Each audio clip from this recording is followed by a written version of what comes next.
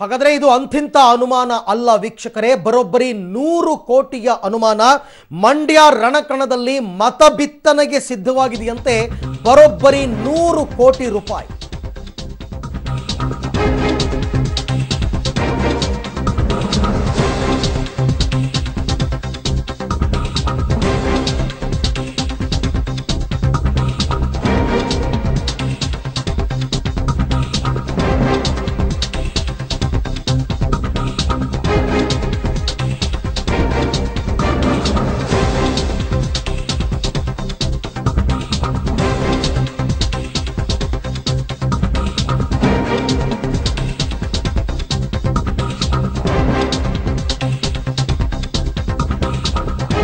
ಇದು ಅಂತಿಂತ ಅನುಮಾನ ಅಲ್ಲ, ಸುಮಲತಾ ಅವರಿಗೆ ಬಂದಿರತಕ್ಕಂಥದ್ದು ಬರೋಬ್ಬರಿ 100 ಕೋಟಿಯ ವಿಚಾರ. ಇದು ಮಂಡ್ಯ ರಣಕಣದಲ್ಲಿ ಮತ ಬಿತ್ತನೆಗೆ ಅಂತ ಸಿದ್ಧವಾಗಿದೆಯಂತೆ ಬರೋಬ್ಬರಿ 100 ಕೋಟಿ ಹಣ.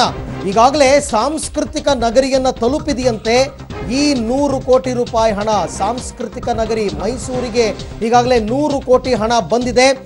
ಮಂಡ್ಯದ ತಲೆಬಾಗಿಲಿನಲ್ಲಿ ನಿಂತು ರಂಗ ಪ್ರವೇಶಕ್ಕೆ ಕಾದು ಕುಳಿತಿದೆಯಾ ಈ 100 ಕೋಟಿ. ಸಿಎಂ ಪುತ್ರ ನಿಖಿಲ್ ಗೆಲುವಿಗಾಗಿ ಮಂಡ್ಯದಲ್ಲಿ 100 ಕೋಟಿ ಕಾಂಚಾಣ ಸದ್ದು ಮಾಡ್ತಾ ಇದೆ.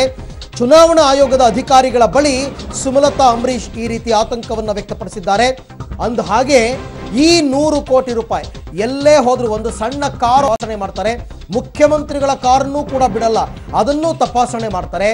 ಇಷ್ಟು ಬಿಗಿ ಭದ್ರತೆ ಇರಬೇಕಾದ್ರೆ ಈ 100 ಕೋಟಿ ಹಣ ಮೈಸೂರಿಗೆ ತಲುಪಿದ್ದಾದ್ರೂ ಹೇಗೆ, ಅದ್ರ ಬಗ್ಗೆ ಕೂಡ ಮಾಹಿತಿಯನ್ನು ಕೊಡ್ತೀವಿ.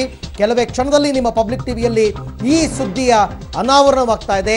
100 ಕೋಟಿ ಮೈಸೂರಿಗೆ ಹೇಗೆ ತಲುಪ್ತು ಅಂತ.